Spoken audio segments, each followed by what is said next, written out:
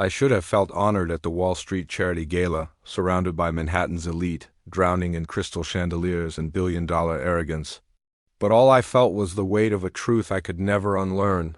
My name is Mark Stevens. For 8 years, I was a loyal husband, a successful risk analyst, and a fool who believed his wife's love was as stable as the market models he built. I was wrong. And the night she reached for my hand on that ballroom floor, I finally told her the words she never expected to hear. It all started at 2:47 a.m., the moment I found her phone lighting up in the dark like a confession. The message read, "You smelled like victory tonight. I can't forget your taste." I stood barefoot on cold marble, the rain pounding our windows 23 floors above the city. My wife, Lauren, lay inches away, her breathing too even, too rehearsed. A finance expert who could detect risk years ahead had missed the one sleeping right beside him. Suddenly, everything made sense. The late nights, the new perfume, the secret lanyard with a private club emblem, the disappearing credit card charges, and the man behind it all? A powerful Wall Street senior partner she'd been orbiting for months. I put her phone back exactly where I'd found it, climbed into bed, and pretended to sleep beside a stranger. She wanted the Wall Street Gala to be our reconnection night, but I wanted to see everything with my own eyes. So I arrived early. I watched the staff arrange flowers that cost more than my rent and watched the city's aristocrats float in, wearing arrogance like perfume. And then she arrived. Lauren looked like liquid gold, a custom gown, diamonds catching every spark of light. Men stared, women whispered. She glided toward me, confident and beautiful. "You came," she said, touching my forearm. I studied her hand like a piece of evidence. "Of course," I replied. "Wouldn't miss it?" But I wasn't there as her husband. I was there as her reckoning. The man she really came for, Donald Reeves, appeared like a storm-front silver hair, bespoke suit, a watch worth a semester at Harvard. Her entire posture changed. Her pulse quickened, her eyes brightened. Her body tilted ever so slightly in his direction. People think cheating is just about sex. It isn't. It's about preference. It's about where the heart leans when it thinks no one is watching. And at that gala, Lauren leaned toward him. Not me. Later, they were called on stage to present a charity auction prize. Her hand rested on his arm with the ease of someone who rehearsed that touch many times behind closed doors. She laughed, a real laugh I hadn't heard in months. He whispered something in her ear, and she glowed. People applauded their chemistry, if they only knew.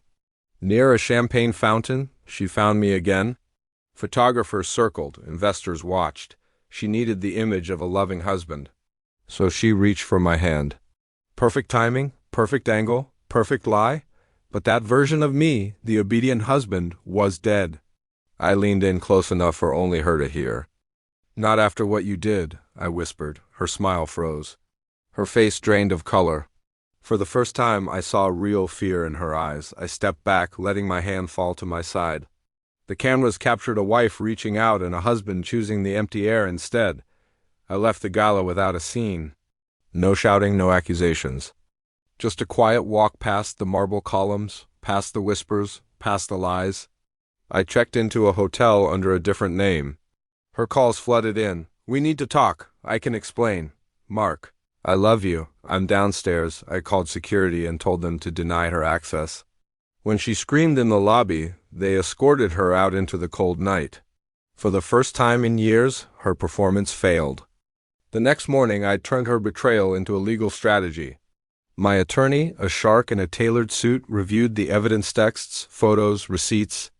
"Mr. Stevens," he said, "this is one of the clearest cases of marital misconduct I've ever seen." We filed immediately. Lauren tried everything, crying, begging, threats. But every plea was about losing the lifestyle she'd curated through me, not about losing me. She finally realized the truth. Once a man who lives by numbers does the math on your betrayal, he never miscalculates again. Months later, I met Adrienne, a trauma surgeon with steady hands and a steadier soul. She wasn't glamorous or dramatic, she was real. When she asked me once, "Are you over your ex?" I answered honestly, "I'm not over her. I'm past her," she smiled. "That's enough," and she was right.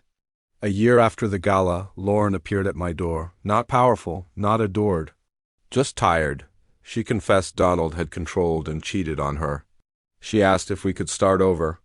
I laughed, not cruelly, but with the clarity of a man finally healed.